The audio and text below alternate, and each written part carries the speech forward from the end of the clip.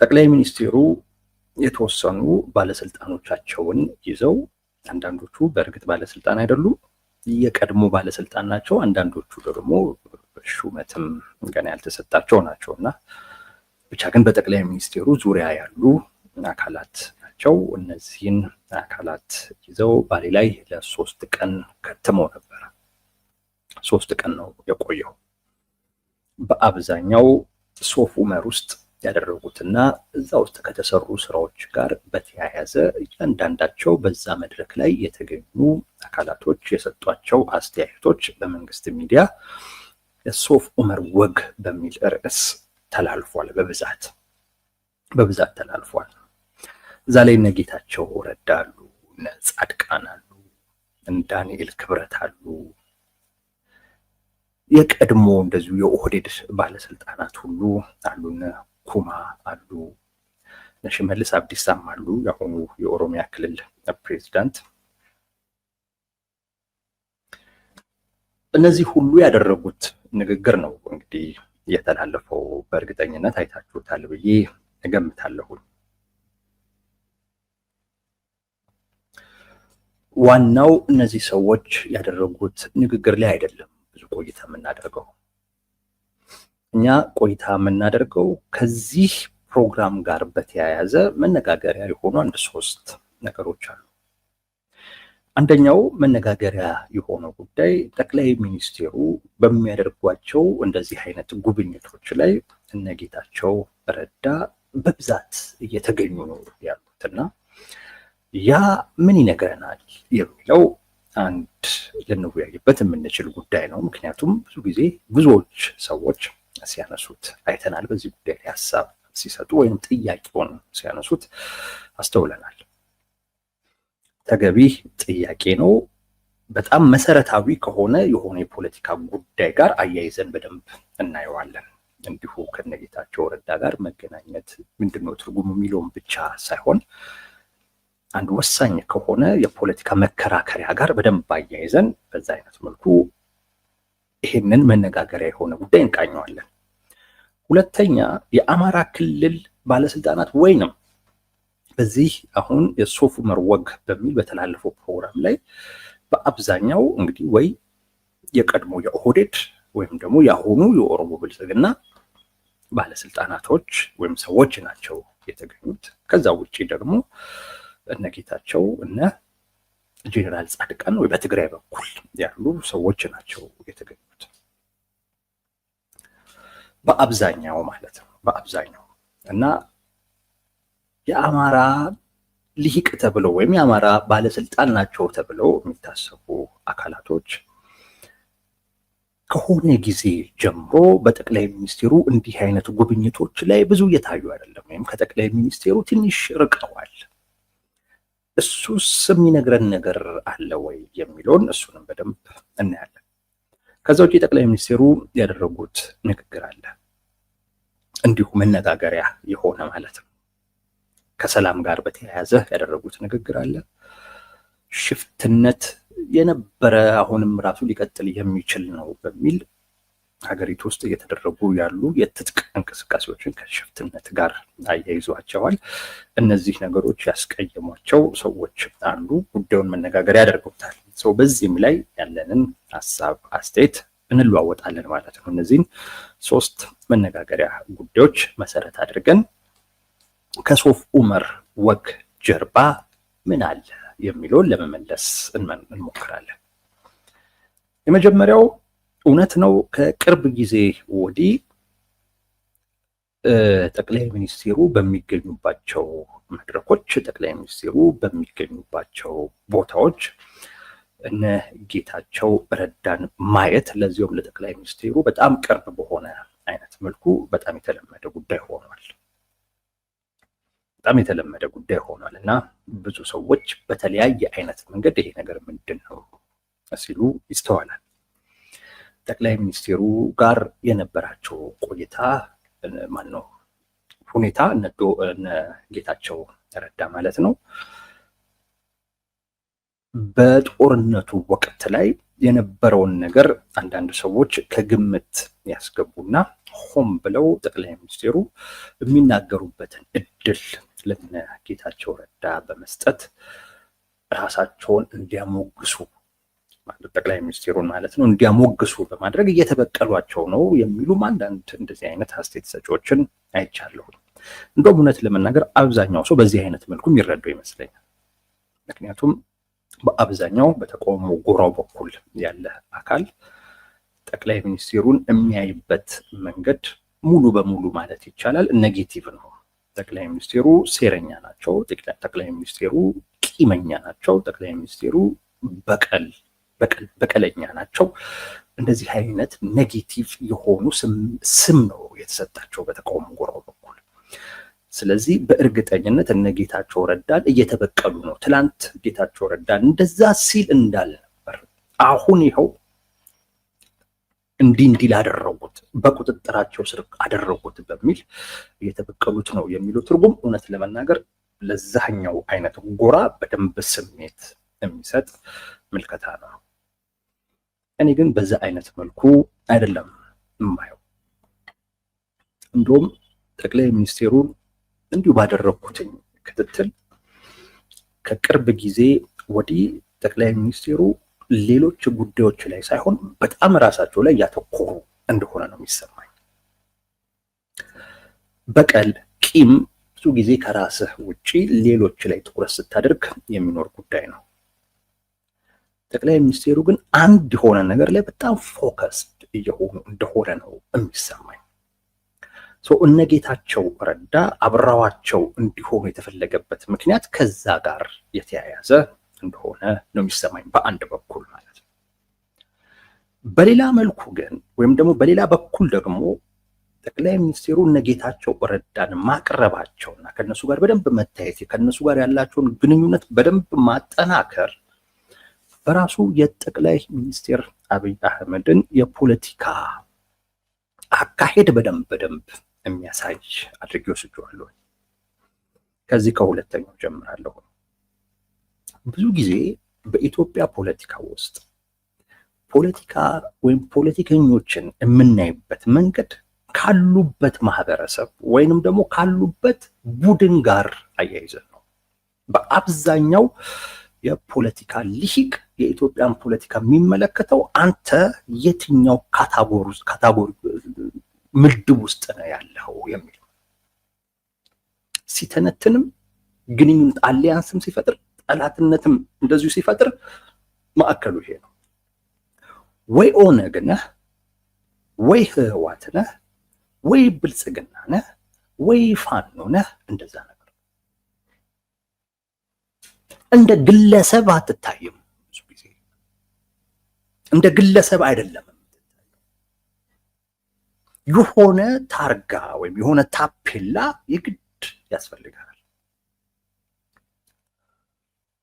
ሰዎች እኔን ሲያዩኝ ከሆነ ቡድን ጋር አያይዘው ነው የሚያዩ። እኔን ሲሰሙኝ ከሆነ ቡድን ጋር አያይዘው ነው የሚሰሙ።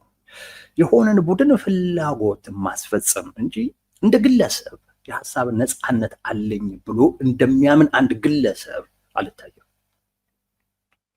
አብዛኛውም ሰው እንደዛ ነው። ጌታቸው ረዳን ስታይ ከቲፒኤልኤፍ ጋር አያይዘ ነው የምታየው። በቃ ቲፒኤልኤፍ ነው ጌታቸው ረዳ እንጂ ጌታቸው ረዳ አይደለም። ይሄ የአብዛኛው የፖለቲካ ልሂቅ ምልከታ ነው። በጣም በሚገርም ሁኔታ የጠቅላይ ሚኒስቴሩ ምልከታ ግን ከዚህ ይለያል።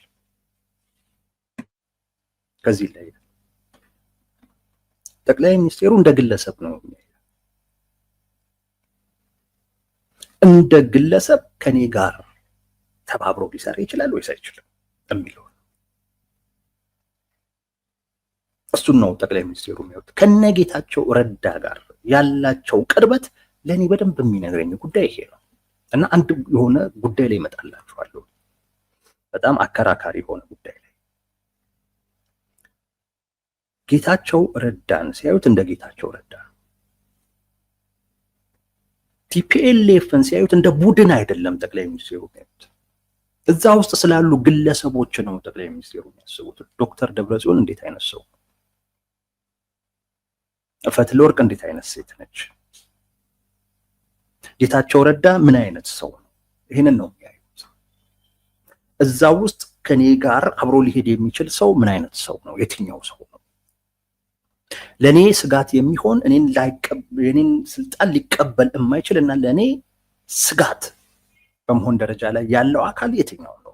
ለዚህ ነው የሚለው ጠቅላይ ሚኒስትሩ እንጂ ጌታቸው ረዳ ህወሓት ውስጥ ስላለ እሱማ ህወሓት ነው። ህወሓት በአጠቃላይ ደግሞ የኔን ስልጣን የሚቀበል አካል ስላልሆነ ከዚህ ቡድን ጋር ግንኙነት የለኝም የሚል ነገር የላቸውም። እዛ ውስጥ አብሮኝ ሊሰራ የሚችል ማን ነው የሚለው እነ ጌታቸው ረዳ ጋር በዚህ አይነት መልኩ መቀራረብ ሊፈጠር የሚችለው ከእንደዚህ አይነት አስተሳሰብ ከመነጨ ብቻ ነው። አብዛኞቻችን ግን የምናየው ያው ቡድኑን ነው።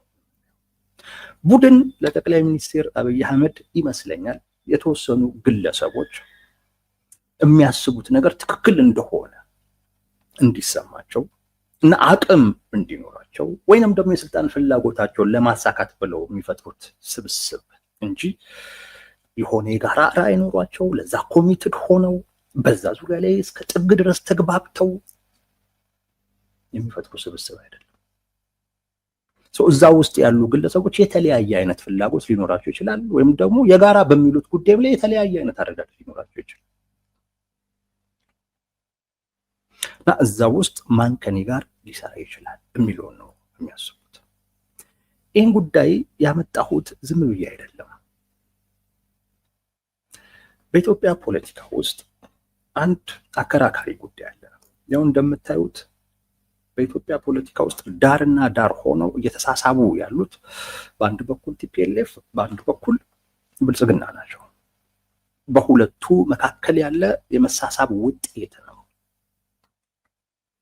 ኢትዮጵያ ፖለቲካ ውስጥ ያሉ ለውጦች በዋናነት ማለት በሁለቱ መካከል ያለ ነው እና በዚህ ውስጥ አንድ ክርክር አለ። ቲፒኤልኤፍም ራሱ የሚያነሳው ብልጽግና ወይንም የጠቅላይ ሚኒስትር አብይ አህመድ አስተዳደር ህወሓትን ማጥፋት ይፈልጋል የሚል ቀላል መከራከሪያ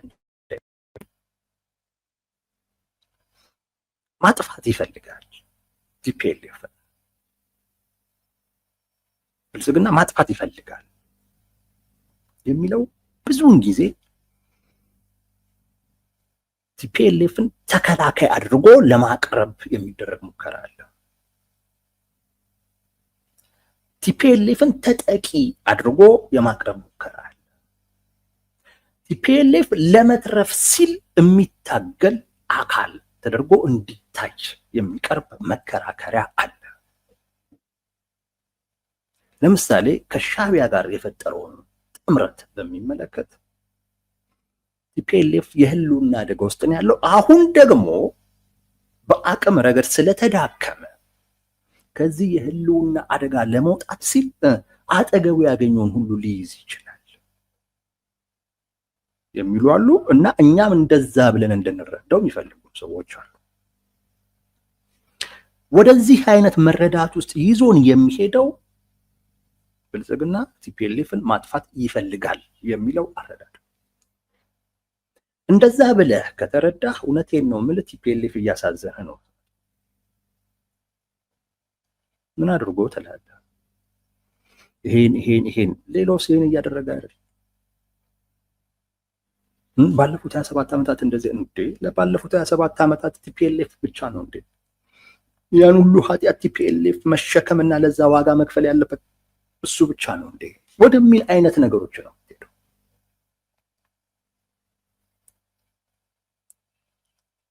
እውነታው ግን እሱ አይደለም። የጠቅላይ ሚኒስትር አብይ አህመድ አስተዳደር ቲፒኤልኤፍን ማጥፋት አይደለም። ቲፒኤልኤፍ ውስጥ ያሉ ከሳቸው አስተዳደር ጋር ተባብሮ ሊሰራ የሚችል አካል አቅም እንዲኖረው ነው የሚፈልጉት። ቅድም ያልኳችሁ እሱ ነው። ጠቅላይ ሚኒስትሩ ቲፒኤልኤፍን ማጥፋት አለማጥፋት ይሄ ምንም ማሳስቧቸው የሚያል ጉዳይ አይደለም።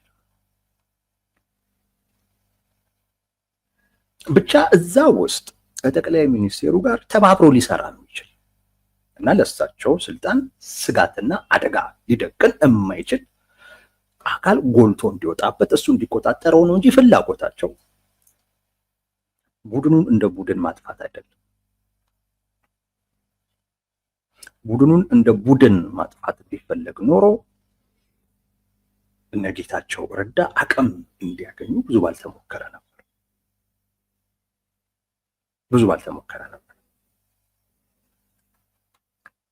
ቲፒኤልኤፍ በራሱ መንገድ የህልውና አደጋ ውስጥ ገባ እንጂ ቲፒኤልኤፍን ሊያጠፋው የፈለገ ምንም አይነት አካል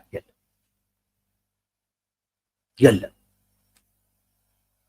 እንደውም ቲፒኤልኤፍ እንዲኖር ብዙ እድል የተሰጠው ከነጌታቸው ረዳ ጋር ጠቅላይ ሚኒስትሩ ያላቸው ቅርበትና መጠናከር፣ ግንኙነታቸውን ማጠናከር አንድ የሚነግረኝ ነገር ስለ ጠቅላይ ሚኒስትሩ አሁን ያልኳችሁን ጉዳይ ነው።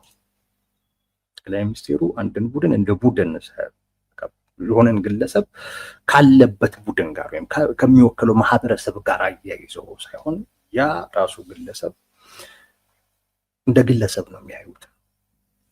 በግለሰብ ደረጃ ነው የሚያዩት። ጠላትም ካደረጉት ወዳጅም ካደረጉት በዛው አይነት መልኩ፣ ከገፉትም ካቀረቡትም በዛው አይነት መልኩ ነው።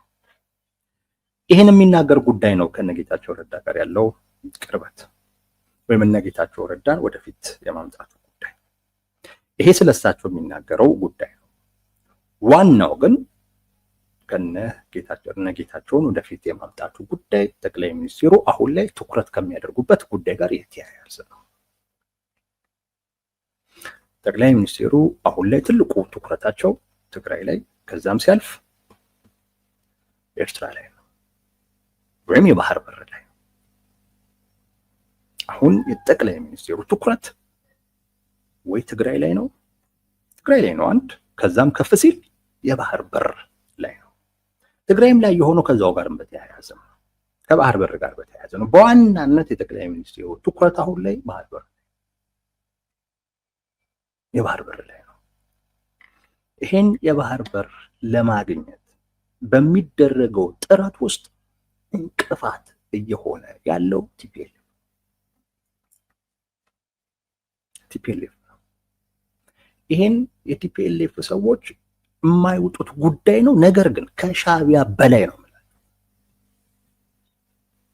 ከሻዕቢያ በላይ እንቅፋት እየሆነ ያለው ቲፒኤልኤፍ በራሱ ለሻዕቢያ አቅም ሆኖ ሻዕቢያ ምርጫ እንዳለው እንዲሰማው አድርጎ ምርጫ እንዳለው ትግራይ ላይ መዋጋት ትችላለህ፣ የትግራይን ወጣት ለአንተ እንዲሞቱ ማድረግ ይቻላል። ከጠቅላይ ሚኒስትሩ ጋር ግን ወደ ውይይትም ወደ ድርድርም እንዳትቀመጥ የሚል አማራጭ ከፍቶ ያለው ቲፒኤልኤፍ በዋናነት ነው። ይሄን በደንብ መገንዘብ ያስፈልጋል። ቲፒኤልኤፍ ላይ ትኩረት ሲደረግ ስለ ቲፒኤልኤፍነቱ አይደለም፣ በራሱ ለጦርነት እየተዘጋጀ ስለሆነ አይደለም። ስለ ባህር በር ጉዳይ ትኩረት ካደረግ ቲፒኤልኤፍ ላይ ትኩረት ማድረግህ የማይቀር፣ ምክንያቱም እዚህ ሂደት ላይ እንቅፋት እየሆነ ጋሬጣ እየሆነ ያለ ስብስብ ነው ቲፒኤልኤፍ።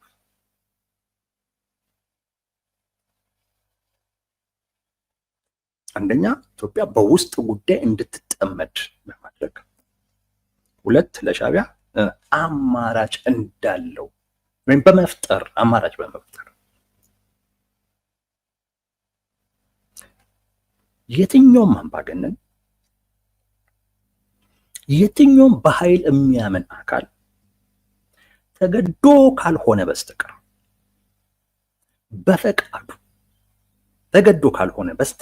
በፈቃዱ ወደ ውይይት ወደ ድርድር ሊመጣ ይችላል። ምን ለማለት ፈልጌ ነው? የባህር በርን በሚመለከት ኢሳያስ አፈወርቂ አስገዳጅ ሁኔታ ሆኖባቸው ካልሆነ በስተቀር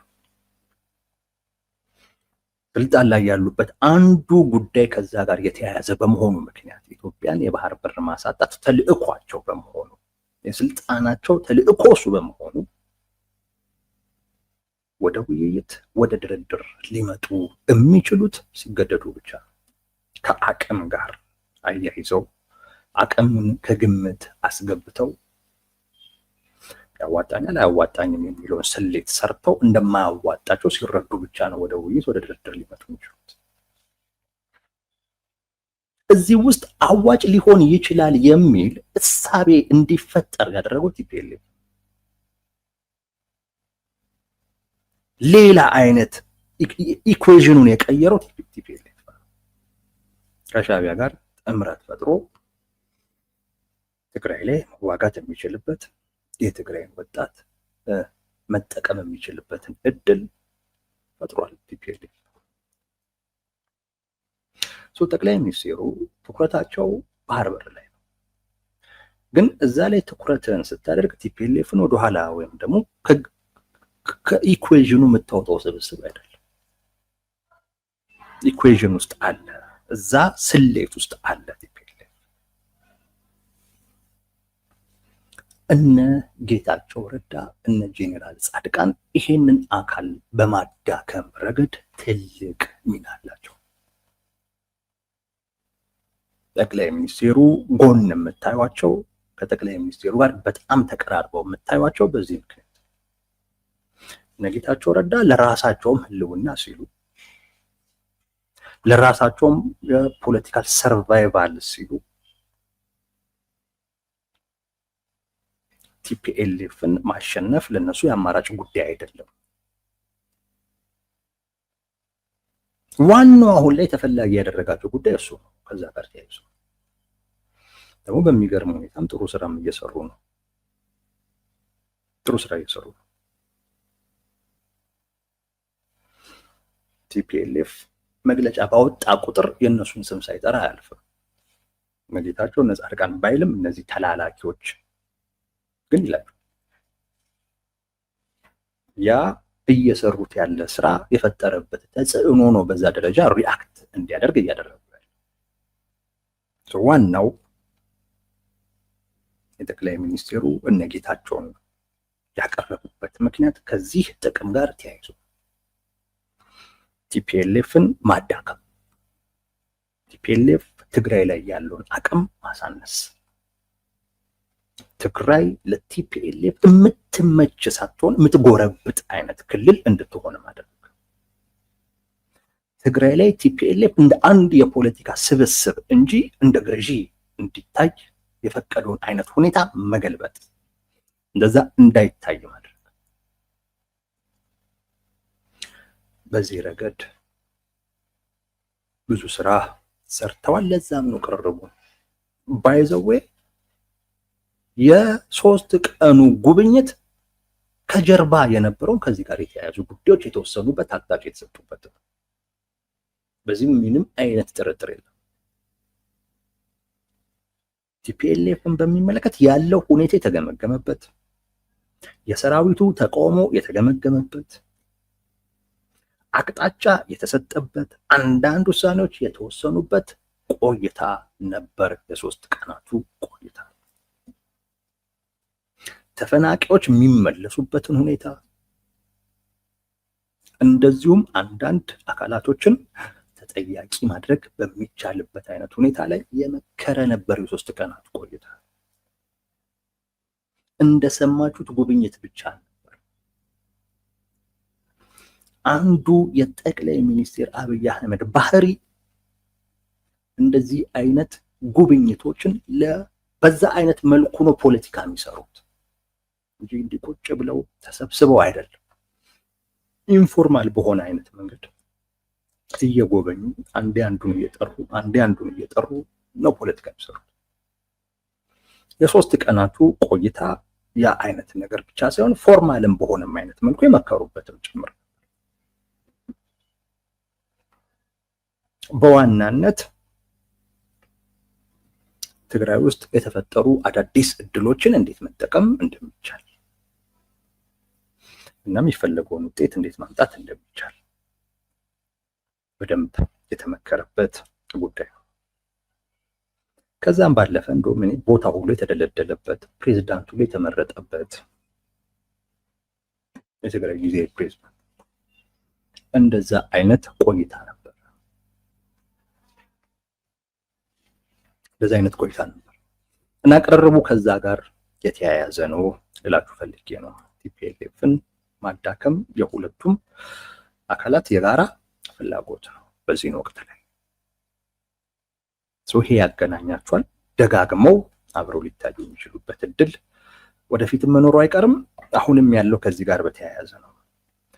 ሌላው ከዚህ ጋር ተያይዞ የሚነሳው ጥያቄ አማራ ክልል ባለስልጣናት ወይም ደግሞ አማራ የሚባሉ ባለስልጣናት ከጠቅላይ ሚኒስቴሩ አካባቢ ትንሽ እየራቁ ነው።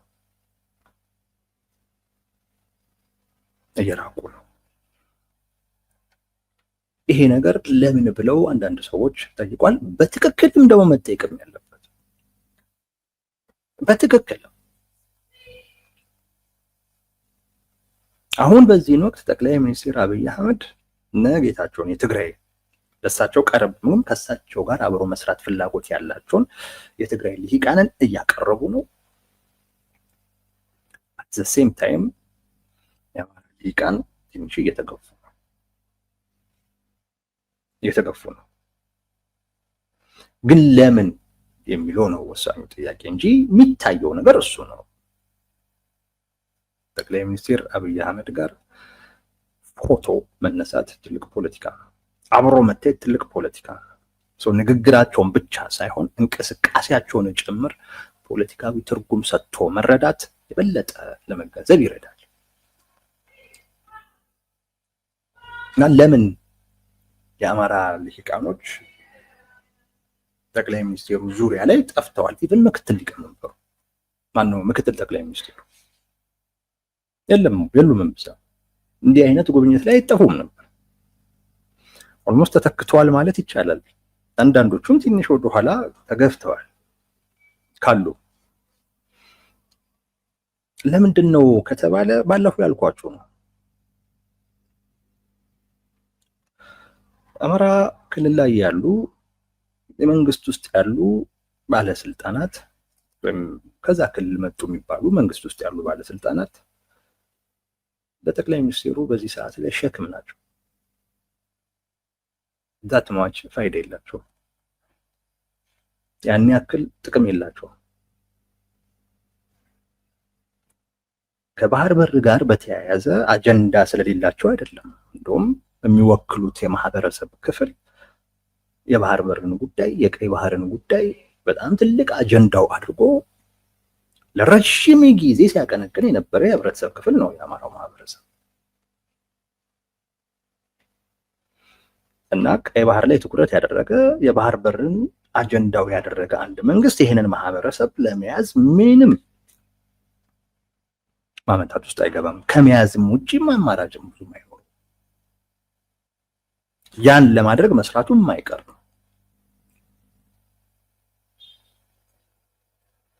ነገር ግን ይሄንን ማህበረሰብ የሚወክሉት ባለስልጣናት ያንን መስጠት የሚያስችል አቅም የላቸውም። ዛትስ ዋይ በርደን ናቸው።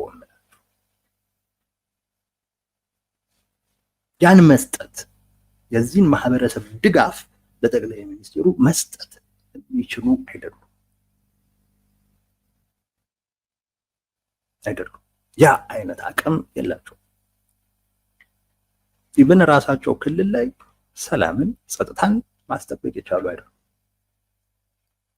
እነሱ ያሉበት ክልል ላይ የባህር በር ከማግኘት አኳያ እንቅፋት እየሆነ ያለው ቲፒኤልኤፍ ገብቶ የሚፈነጭበት ክልል እየሆነ ነው። እነሱ የሚያስተዳድሩት ክልል ሻዕቢያ እንደፈለገ የሚገባበት የሚወጣበት ክልል እየሆነ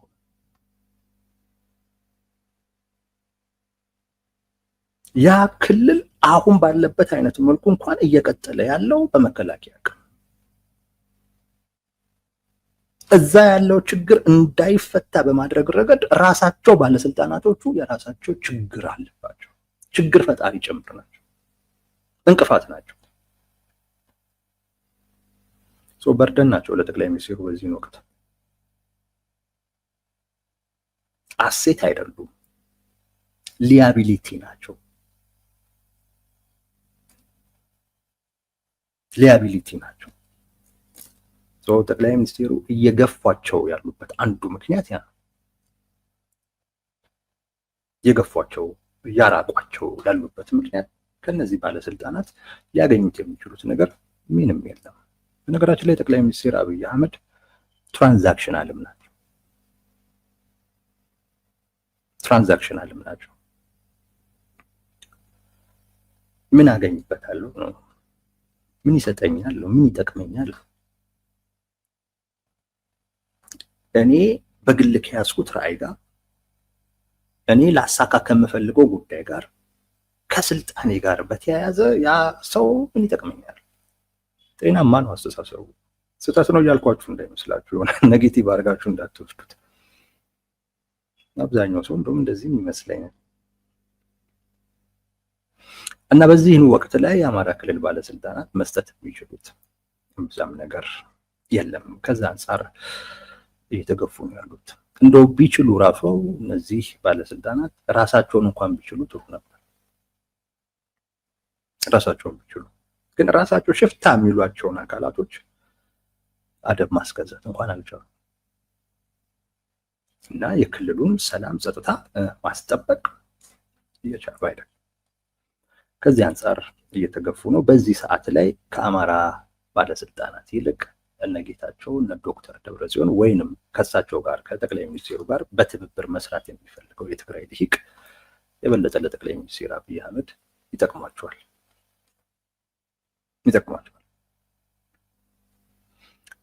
የአማራ ክልል ባለስልጣናት ጠቃሚ ነበሩ፣ ግን ያንን ጥቅም መስጠት የሚችሉበት አይነት ሁኔታ ላይ አይደለም። እንደውም ሸክም ነው እየሆኑ ያሉት ለራሳቸውም ጭምር ማለት ነው። አዲስ ሙሉጌታ ቴንኪው ወዳጄ ለስጦታው። ሶስተኛው መነጋገሪያ የነበረው ነገር ያደረጉት ንግግር ነው። ያደረጉት ንግግርን በተወሰነ ደረጃ እናየዋለን፣ ግን አንድ ቪዲዮ ስላለ ላሰማችሁ። የእሳቸው ንግግር ነው።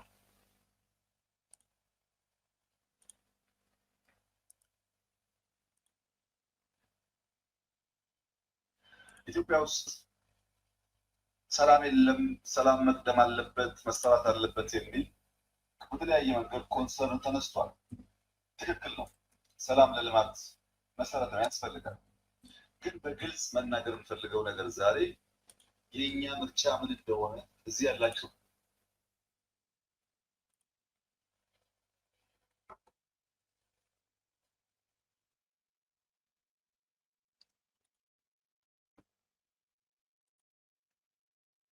እዚሁ ሶፍ ዑመር ወግ ላይ የተነሱ ነገሮች ነበሩና ከዛ ጋር አያይዘው በመጨረሻ ሐሳብ የሰጡበት ንግግር ነውና አንዳንድ ሰዎች ጉዳዩን መነጋገሪያ አድርገውታልና እንደው በተወሰነ ደረጃ ብናነሳው እኛም ጥሩ ነው ብዬ ስላሰብኩ ነው። እንደው ስለ ጉዳዩ ካነሳን አይቀር በይዘትም ደረጃ ንግግራቸው አነጋጋሪ ስለነበረ ከሱ ጋር አያይዘን ለምንድን ነው ሊያነጋግር የቻለው የሚለውን ብናየው ጥሩ ነው ብዬ ስላሰብኩ ነው። ግን ንግግሩንም ብንሰማው ጥሩ ነው።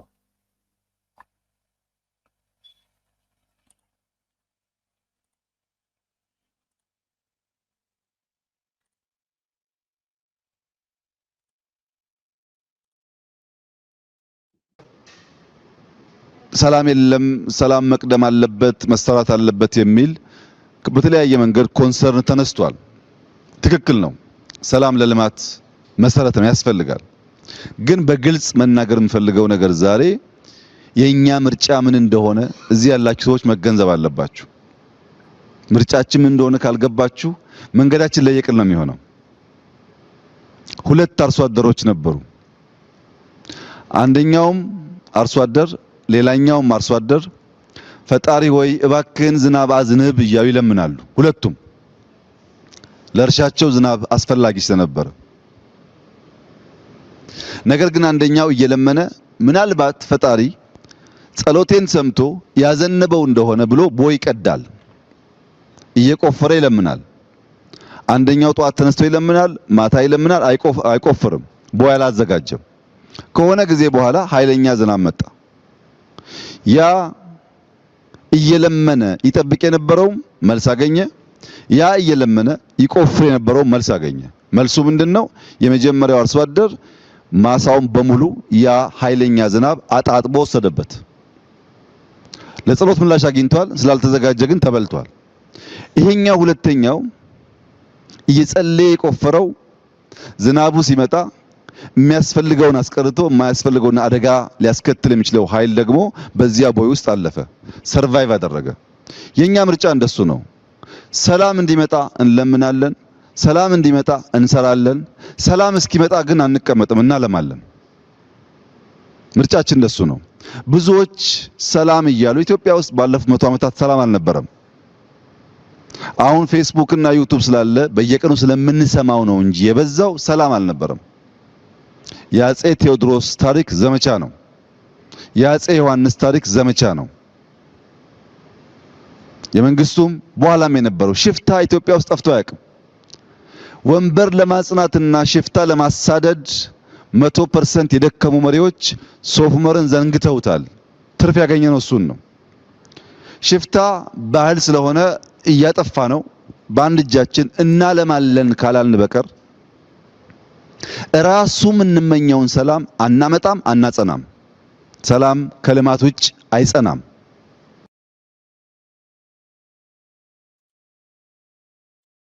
መልካም። ይሄ ንግግር ነው እንግዲህ በተወሰነ ደረጃ ሲያነጋግር ያየ ነው።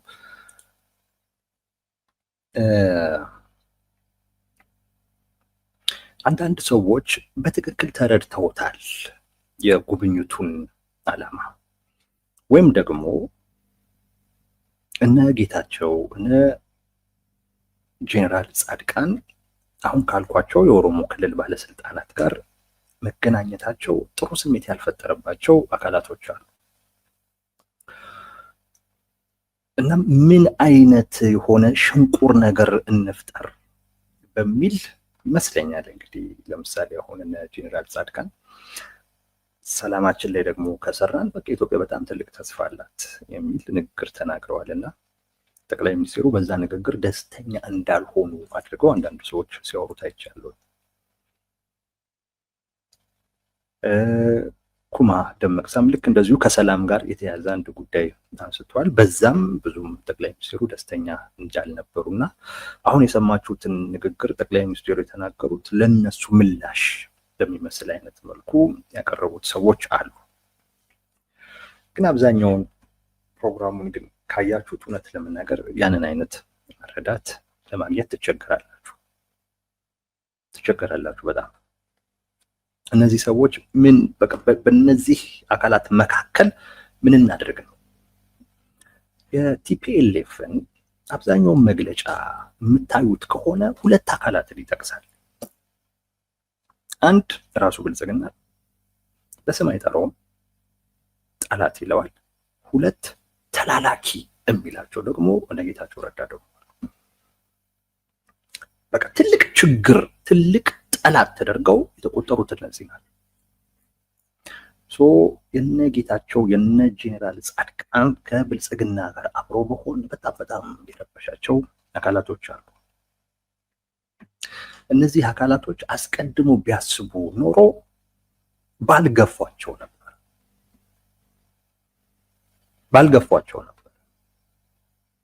ከገፏቸው በኋላ ለህልውናቸው አደጋ የሚሆን አይነት ሁኔታ ከፈጠሩ በኋላ በብዙ ስም ከጠሯቸው ካጠለሿቸው በኋላ ዝም ብሎ ይቀመጣሉ። ዝም ብለው በቃ ኑሯቸውን መኖር ይጀምራሉ ብሎ ማሰብ እኔ ግራ ነው የሚገባኝ።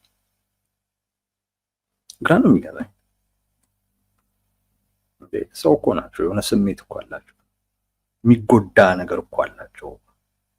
ያ ጉዳት ደግሞ የሆነ ነገር እንዲያደርጉ ይገፋፋቸዋል። ሰውኛ ባህሪ እንደው በጣም ሲቆጭ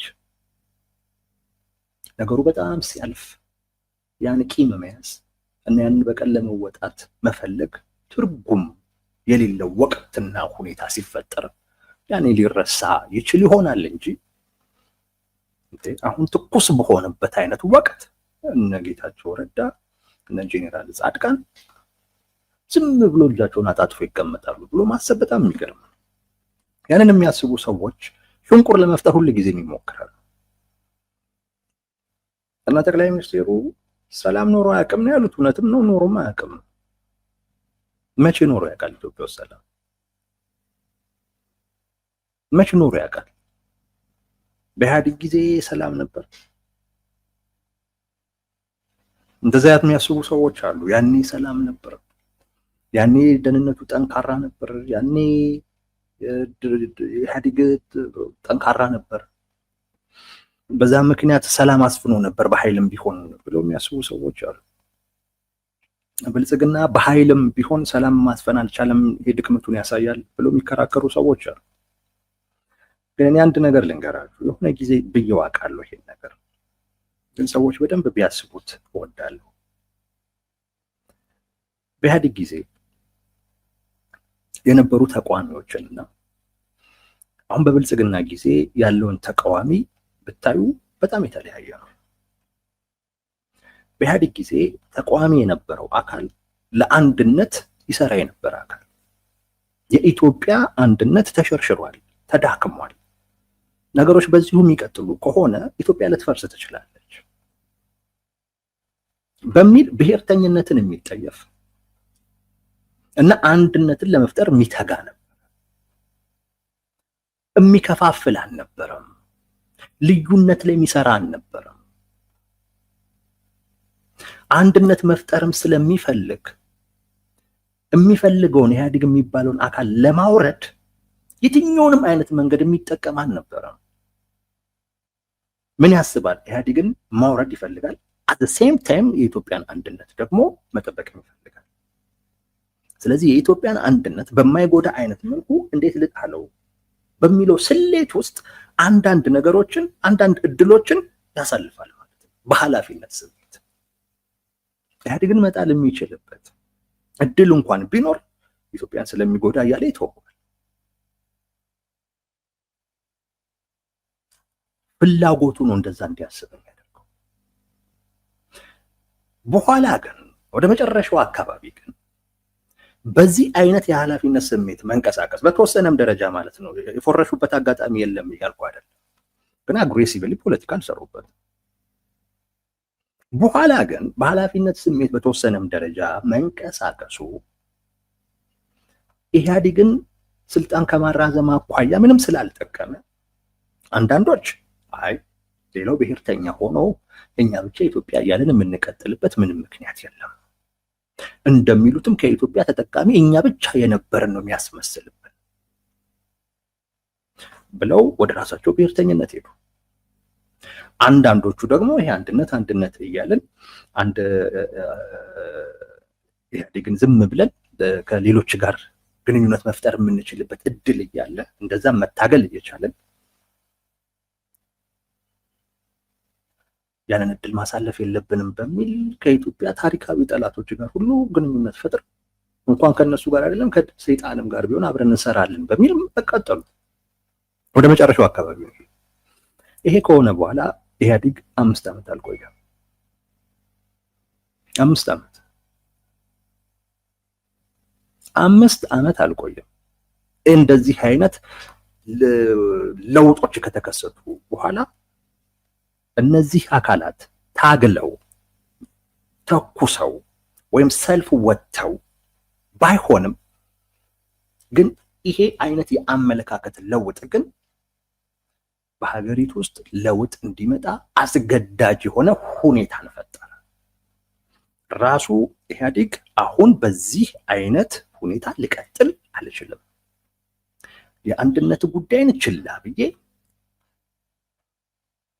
ልክ እንደ በፊቱ ብሔርተኛ ብቻ ሆኜ መቀጠል አልችልም፣ ስለዚህ ለአንድነትም የተወሰነ ዋጋ መስጠት አለብኝ በሚል 17 ቀን ገምግሞ ይህን አቅጣጫ አስቀመጠ። በዚህ አጋጣሚ እድሉን ያገኙ አካላት እነ አብይ አህመድ እነ ለማ መገርሳ ወደፊት መጡ ማለት ነው። አሁን ያለው ተቃዋሚ ምን አይነት ተገንጣይ ነው? አሁን ያለው ተቃዋሚ እኮ ተገንጣይ እኮ ነው። ቲፒኤልኤፍ ተገንጣይ ነው። ኦነግ ተገንጣይ ነው። ኦላ ማለት ነው። ፋኖ ተገንጣይ ነኝ ባይልም ግን ስለ ኢትዮጵያ ያገባኝም ባይ ነው። ምን አገባኝ ስለ ኢትዮጵያ ባይ ነው። ስለ ኢትዮጵያ የሚያገባኝ እኔ 4 ኪሎ ከተሰጠኝ ብቻ ነው ባይ ነው። 4 ኪሎን ደግሞ ለማግኘት ከምድር በታች ካለ ከየትኛውም አካል ጋር እሰለፋለሁኝ ባይ ነው። እነ ቲፒኤልኤፍ ሀገር ለመሆን ከማንም ጋር እንሰራለን ባይ ናቸው። ኦላ በተመሳሳይ በእነሱ መጠን ጮክ ብሎም ባይናገረው ግን ይሄ ፍላጎት አቋምም አለ። እንዲህ አይነት አቋም ያለው አካል የሩቅ ጠላት ሁሉ ነው እየሰበሰበ ይዞ በሚመጣው። የሩቅ ጠላት ሁሉ የትኛው ወይንም የኢትዮጵያን ሊጎዳ የሚችል ነገር በሙሉ ተሸክሞ ነው የሚመጣበት። ትላንት በኢህአዴግ ጊዜ የነበረው ተቋሚ ሁሉንም ጠላት አግበስብሶ ይዞ በሚመጣ ነበር። ሰው ከህወሓት ጥንካሬ አንፃር አይደለም፣ በተቃውሞ ጎራ ውስጥ የነበረውን በጣም ባይሆንም ግን በተወሰነ ደረጃ የኃላፊነት ስሜት ኖሮት ተቃውሞ ሲያደርግ የነበረው ተቋሚ ለነበረው ሁኔታ ትልቅ አስተዋጽኦ ነበረው። አሁን ላይ የምታየው ተቋሚ ምን አይነት ተቋሚ እንዴ? ስትፈልግ ኢትዮጵያ ትበታተን የሚልህ እኮ ነው። ያሁን እኮ ብሔርተኝነቱ ሰፍቶ ምን ብሎ መቼም አሁን ብልጽግና ሰፋው ልትል አትችልም። ከበፊት ጀምሮ የነበረ ጉዳይ ነው። ኦፍኮርስ ብልጽግናም የራሱን ሚና ተወጥቷል በዚህ ውስጥ። ግን በቃ የሀገራዊ አንድነት ሁሉ ጠፍቶ ተቋሚ ሁሉ ተገንጣይ ሆኖ ተገንጣይ ስለሆኑ ለዛ እኮ ነው አንድ መሆኑ እኮ የሚከብዳቸው። አንድ ላይ እኮ መስራት እኮ የሚከብዳቸው አንዱን ጁኒየር የማድረግ ፍላጎት ውስጥ እኮ የገባው ማለት ላኪ መሆን የሚፈልገው ሌላውን ተላላኪ ማድረግ የሚፈልግበት ምክንያት እኮ ኢትዮጵያ የሚባል ነገር ስለሌለው ነው። ሀገር የሚባል ነገር ስለሌላቸው ቲፒኤልኤፍ ሀገረ ትግራይን እያሰበ ከፋኖ ጋር ምን አይነት ጥምረት ነው ሊፈጥር የሚችል? ወይ የላኪም የተላላኪ ካልሆነ በስተቀር ከጥቅም ጋር የተያያዘ ነገር ካልሆነ በስተቀር ሀገርን መሰረት ያደረገ ግንኙነት ሊኖራቸው አይችልም። ግን ምን ያደርጋል? የሀገር ሩቅም ቅርብም ያለ ጠላት እየሰበሰበ ይህን መቋቋም አስቸጋሪ። ቲፒኤልኤፍ እኮ ነገርኳችሁ፣ ልክ ወደ እንደዛ አይነት ነገር ሲገባ 5 ዓመት እኮ አልቆየም ነው። 5 ዓመት ስልጣኑ ላይ 5 ዓመት አልቆየም። የአማራው ማህበረሰብም ብሔርተኛ ሲሆን ይሄ አንድነት ኃይል ነኝ የሚለውም ሻዕቢያ ጋር ሲገናኝ ከግብፅም ጋር ግንኙነት ሲፈጥር ይሄ አይነት ሁኔታ ውስጥ ላይ መናጋት ፈጥሯል በኢህአዴግ ውስጥ። ያ መናጋት ነው አይ በአንድነት ላይ አልሰራንም፣ እዛ ላይ መስራት አለብን፣ ላለፉት 20 ምናምን ዓመታት ልዩነት ላይ ብቻ ነው ስናተኩር የከረም ነው ወደሚል አስተሳሰብ እኮ የመጡት። ይሄ አይነት በተቃውሞ ጎራ ውስጥ ያለ ወደ ጫፍ የሄደ አስተሳሰብ መፈጠሩ እኮ ነው።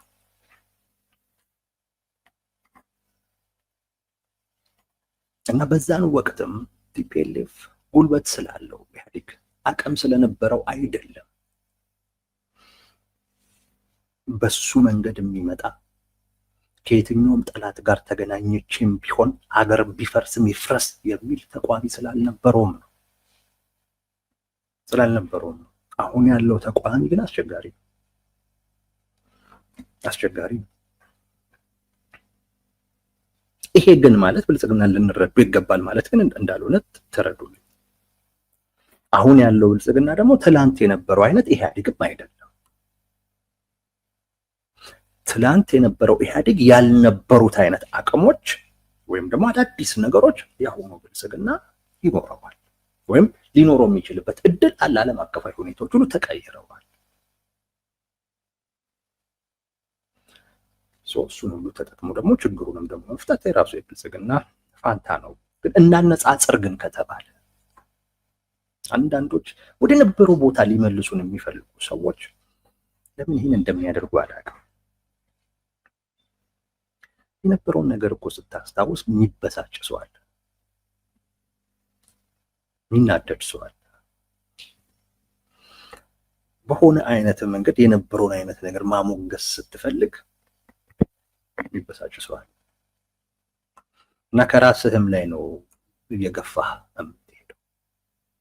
ግን በቃ የትላንቱን ነገር በሙሉ ትክክል እንደነበር ጥሩ እንደነበር እንድንቀበል የሚፈልጉ ሰዎች አሉ። ለነሱ ብዬ ነው ይሄንን ማነጻጸሪያ ማቅረብ የፈለኩት። ሌላው ሽፍትነትን በሚመለከት ያደረጉት ንግግር ነው። ሽፍታ ጠፍቶ አቅም ነው እና አሁንም ያሉትን ታጣቂዎች ከሽፍታነት ጋር የይዘውታል ነው ጠቅላይ ሚኒስትሩ።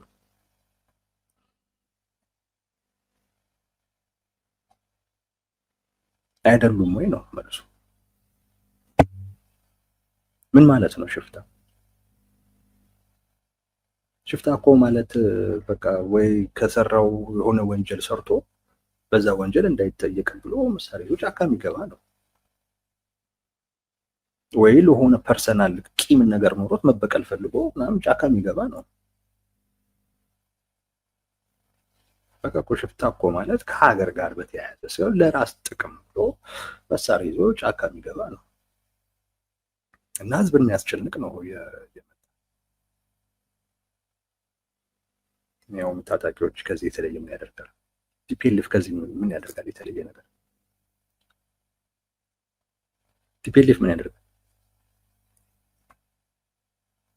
በሁለት መቶ ብር ይቀበላችሁ የለም እንደ ተፈናቃዮች ህዝብን እያስጨነቀ አይደለም እንደ የወርቅ ማዕድን የሚያወጣው? እንዴ ትግራይ ውስጥ የትግራይ እናቶች ስንት አይነት መከራ ውስጥ ነው ያሉት? ለጦርነት ተዘጋጁ አንድ የሚላቸው ሌላ ምንድነው የሚያደርግላቸው? ፋኖ አሁን እዚህም ጋር አንዳንዶቻችሁ ፋኖ ምናምን ስትሉ እያዩ ነው። ምንድነው ለአማራ ህዝብ ያደረገለት? ምንድነው ይዞለት የመጣው? ምንድነው ይዞለት የመጣው? እኔ እውነቱን ልንገራችሁ፣ ፋኖ በትክክል ለአማራ ኮዝ ቢታገል የእውነቴን ነው የምላችሁ ደግፈው ነው። እኔ እኮ ደግፈውም ነበር። በኋላ እኮ ነው የተወጉት። አንድ ነገር ተረዳው። ኢትዮጵያ ውስጥ አንድ በጣም መቀየር ያለበት ነገር አለ። በጣም ተቋሚ ነኝ የሚለውን አካል እያባለገ ያለ አንድ ነገር አለ።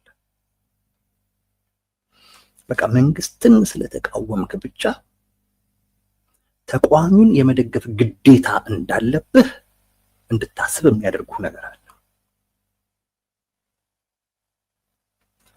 ብልጽግናን መቃወም ፋኖን ለመደገፍ ምክንያት አይደለም። ይሄ ነው ወቁ። አይሆንምም።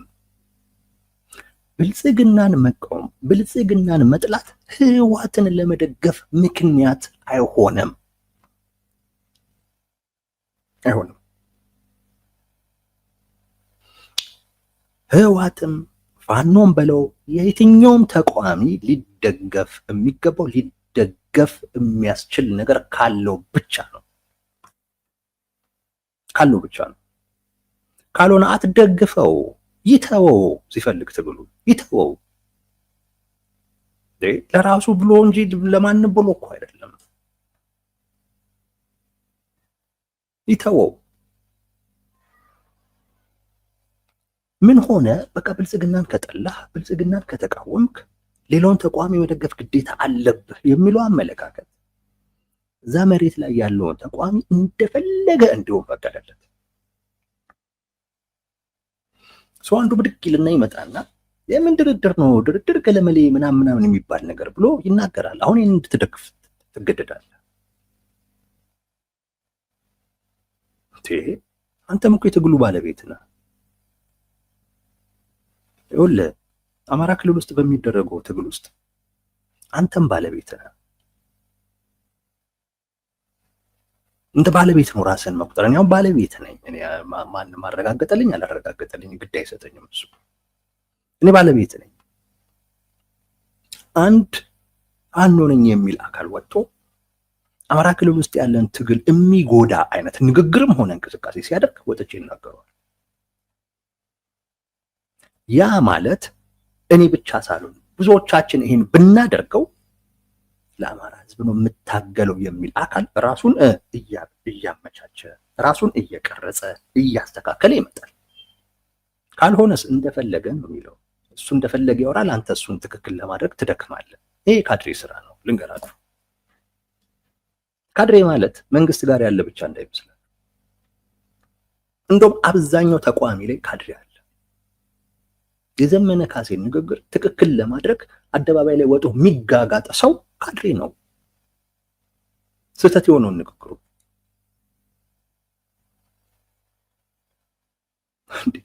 ካድሬ በሁሉም ሳይድ ላይ ነው ያለው። እኔ ትግል ባለቤት ነኝ ብዬ የማምነው ትግል የሆኑ ሰዎች ለግል ጥቅማቸው ሲሉ ሲያበለሻሹት ዝም ብዬ ማየት አልችልም። ልክ አይደላችሁም እላለሁ። ልክ አይደላችሁም ብዬም አልቆምም።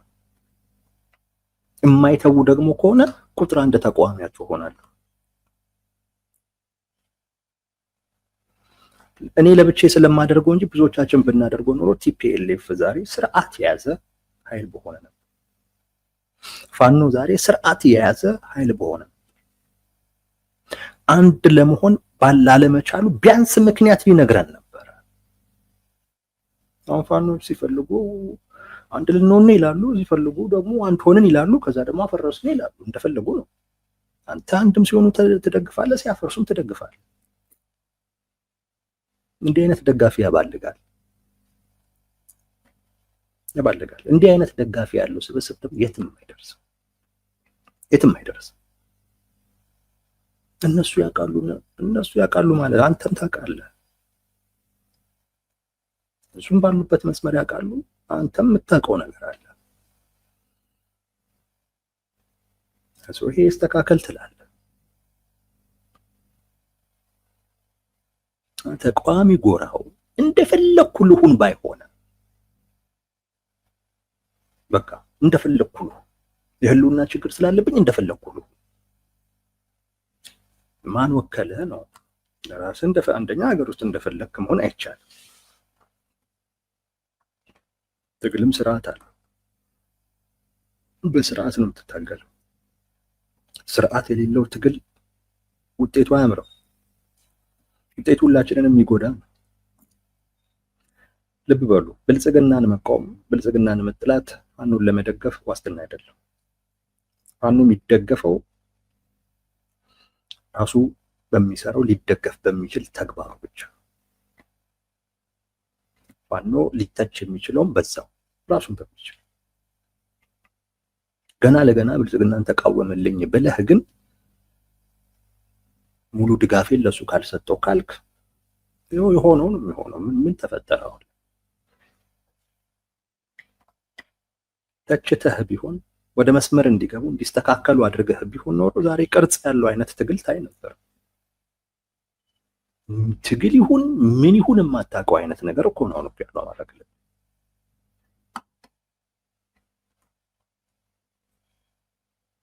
ከፈለኩት ጋር እሰራለሁ ይልሃል። እንደዛ አይቻልም ወዳጄ። እየታገለን ያለነው ጥያቄ ኖሮን ነው። ጥያቄያችንን መመለስ የሚያስችለን አይነት አሰላለፍ ውስጥ እንገባለን እንጂ ከማንም ጋር ዝም ብለን አንሰራ። እንደዚህ አይነት ትግልም የለም። ከማንም ጋር እንደፈለግን እንስራ ማለት እኛ በምንለው አይነት መልኩ እንጠቀም እንደማለት ነው። ሰው ለግል ነው፣ ሰው ሽፍታ ነው። ሌላ ምን አለው? ሌላ ምን ትርጉም አለው?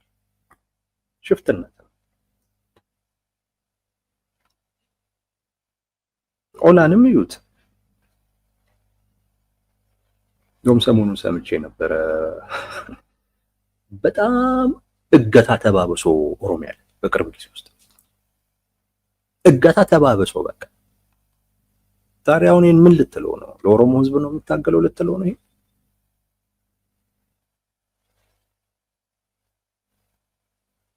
ተግባርህ ነው